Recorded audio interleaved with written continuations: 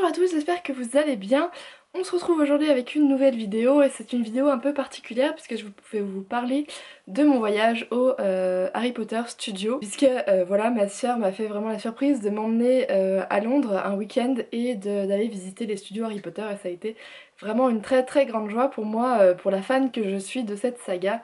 Donc depuis les débuts, depuis que j'ai 12 ans, j'ai lu chaque tome à chaque fois qu'ils sont sortis, et j'ai totalement adoré donc pouvoir découvrir les lieux où ont été tournés les 7 films, c'était juste extraordinaire.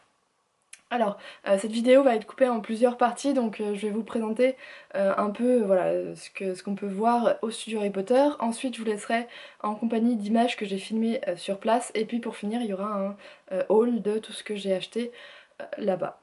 Donc, les studios Harry Potter, c'est donc, comme je vous l'ai dit, les endroits où ont été filmés les 7 films. Et en fait, au lieu de vider les studios de tous les décors qui ont été utilisés pour les films, ils ont préféré en faire une sorte de musée. Donc c'est pas un parc d'attractions et c'est pas un musée comme les autres, puisque pour pouvoir y aller, il faut acheter à l'avance des passes, donc pour un jour et une heure particuliers. On peut pas y aller quand on veut, simplement comme ça. Et souvent les passes sont quand même réservées très longtemps à l'avance. Là je sais que ma soeur s'y était pris 2 mois avant et il ne restait plus que déjà que des places pour le dimanche à 15h30. Donc voilà, il faut compter environ 4 heures pour prendre le temps de la visite. Ça peut être plus, hein, ça peut être moins si vous voulez, mais bon, c'est bien d'avoir quand même une sorte de tranche de 4 heures pour nous y rendre. Nous, on habitait, enfin on logeait dans la banlieue de Londres, et on a simplement pris des trains pour pouvoir nous rendre sur place, donc les trains jusqu'à une gare dans la ville donc où sont les studios. Je me souviens plus exactement du nom, mais si vous voulez je pourrais vous en dire plus en commentaire. Et une fois là-bas, il y a une navette pour 2,50 £, qui vous emmène directement de l'arrêt de métro jusqu'au studio, donc voilà. Sinon, il y a aussi un bus qui part de London Euston, donc au milieu de Londres, et qui vous emmène là-bas. Je crois que le trajet dure environ 2 heures. Vous pouvez regarder dans le bus le premier film d'Harry Potter, même si je pense que vous n'avez pas le temps de le voir en entier. Par contre là, le trajet est quand même beaucoup plus cher parce que bah voilà, c'est une compagnie de bus particulière, donc je crois que c'était un peu plus de 22 pounds, alors que nous, pour prendre donc les trains, parce qu'on en a eu 2 à prendre, c'était avec la Oyster Card, donc qui nous permet de nous déplacer dans Londres, et c'était quand même vraiment vraiment moins cher, donc c'est pour ça qu'on a privilégié ce trajet-là. Donc une fois que vous arrivez là-bas, vous entrez dans les studios, et là il y a la plupart des décors, des costumes et des objets qui ont été utilisés dans tous les films. Donc c'est vraiment bien réparti. En fait il y a tellement de choses à voir de partout, parce que quand vous arrivez c'est immense. Et on a envie de tout regarder, il y a des choses de partout. C'est pour ça que ça prend quand même du temps à visiter si vous voulez vraiment tout regarder. Nous on avait les audio guides, donc c'était pas mal parce que ça ajoute des choses à ce que vous voyez, à ce qui est écrit, et puis il y a des petites anecdotes en plus, des petites vidéos en plus, même si du coup on n'a pas pu tout regarder parce que en fait le temps de regarder, déjà de regarder autour, et puis en plus si on voulait regarder donc l'audio guide où il y a des vidéos dessus, c'est vrai qu'on se retrouvait en plein milieu de tout le monde à regarder nos trucs, et on gênait un petit peu. Mais bon, on pouvait se mettre un peu à l'extérieur, donc c'était ça qui était pas mal en fait. C'est pas une visite qui est guidée du début à la fin, c'est libre. Vous marchez où vous voulez, vous allez dans le sens que vous voulez pour visiter. Y a rien qui est obligatoire, rien qui est pas obligatoire. Ça évite, il n'y a pas d'agglutinement, je sais pas si ce mot se dit, de gens devant différents stands, même s'il y a certains, par exemple les dortoirs de Gryffondor où il y a plus de monde et c'est plus compliqué de se retrouver devant. Mais au fur et à mesure, enfin, les gens regardent, filment, prennent des photos et puis après s'en vont. Donc ça tourne pas mal, et ça fait pas des grosses masses qui se déplacent. Donc ça c'est bien. Vous avez une partie des décors qui est à l'extérieur, une petite partie.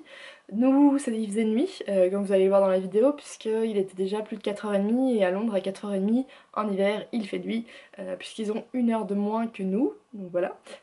C'était à ce moment-là dans la nuit. Au milieu, enfin vers les 3 quarts, il y a une cafétéria qui vous permet de goûter la bière au beurre. Enfin, franchement, faites l'expérience, hein, il n'y a pas du tout d'alcool à l'intérieur, c'est très très sucré, c'est spécial. Nous on avait pris un petit parce qu'en fait pour se partager à deux parce que c'est quand même très écœurant au bout d'un moment. Donc un petit pour deux ça suffisait largement. Et qu'est-ce que je peux vous dire d'autre? Bah que c'est vraiment une expérience à faire, que je trouve que tout est très bien fait, même si on voit pas tous les décors des films, parce que bien sûr il y en a qui ont été construits et tout de suite enlevés directement derrière, parce que voilà, ils avaient pas non plus une place immense et il fallait que de nouveaux décors soient mis à la place d'anciens. Donc il y a des décors qu'on ne verra pas et qu'on ne voit pas, mais on voit quand même tous les principaux. Et on se rend compte au final qu'ils ont quand même filmé pas mal de choses en intérieur. Et que, enfin voilà, moi je souligne le travail des acteurs parce que c'est quand même difficile de s'imaginer quelque chose à l'extérieur et tout quand c'est filmé à l'intérieur de studio, dans la demi-pénombre, etc. Donc enfin voilà, je trouve que le travail était quand même très bien fait. Et puis on finit avec la maquette de Poudlard parce que le château n'existe pas. Tout est fait à partir d'une immense maquette et on voit les détails qui sont juste énormes. Il y a des tout petits détails sur cette maquette pour pouvoir filmer les grands plans et là aussi je trouve que le travail a été quand même fabuleux et c'est à voir. Donc je vais vous laisser maintenant avec ce que j'ai pu filmer au cours de ma visite. J'ai filmé le plus possible. S'il y en a qui veulent pas regarder parce qu'ils comptent y aller et qui veulent se faire la surprise, n'hésitez pas, je vous laisserai en barre d'infos à partir de quelle minute commence le haul de mes achats. Et puis je suis d'avance un peu désolée puisque c'est la première fois que je filmais avec ma barre à selfie et je pense qu'il y a des fois où je suis peut-être allée un peu trop vite, où j'ai un peu trop tremblé, mais comme il y avait plein de trucs à voir et que il y avait du monde, je voulais pas gêner en prenant trop le temps de tout filmer. Donc voilà, ça peut trembloter un petit peu.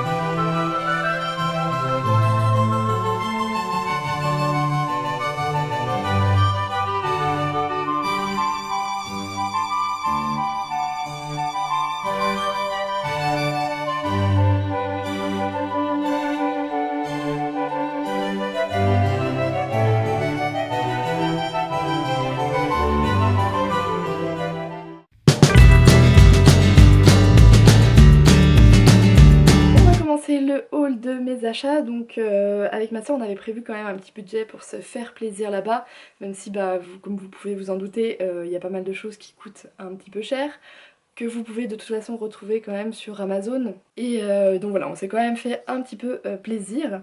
Donc déjà, elle avait en achetant les places pris le guide des studios Harry Potter.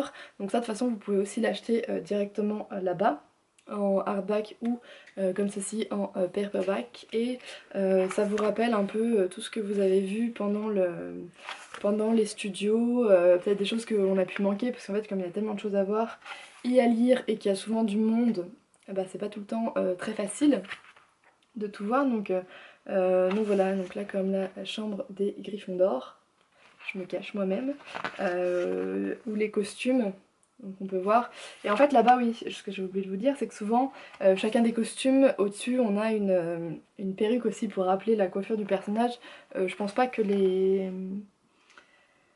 acteurs ont toujours porté des perruques, parce qu'il y avait des coiffures qui pouvaient être vraiment faites avec leurs cheveux, mais c'était surtout pour nous, pour les spectateurs, ils ont dû les faire après en fait, pour que nous on puisse se souvenir enfin mieux imaginer nos acteurs à l'intérieur de ces costumes et avec enfin voilà, en se souvenant un peu de la coiffure qu'ils avaient.